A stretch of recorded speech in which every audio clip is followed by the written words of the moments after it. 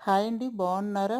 ఈరోజు నేను పాకంతో పని లేకుండా కాజాలు చేసి చూపిస్తున్నానండి. అర కేజీ మైదా, అర కేజీ గోధుమ నూకండి. అందులో మరిగించిన పావు కేజీ నెయ్యండి వేసుకున్నాను. అలాగే పావు కేజీ పంచదార వాటర్లో కరిగించి కలుపుకోవాలండి. కొంచెం సాల్ట్, తగినంత సాల్ట్ వేసుకున్నాను.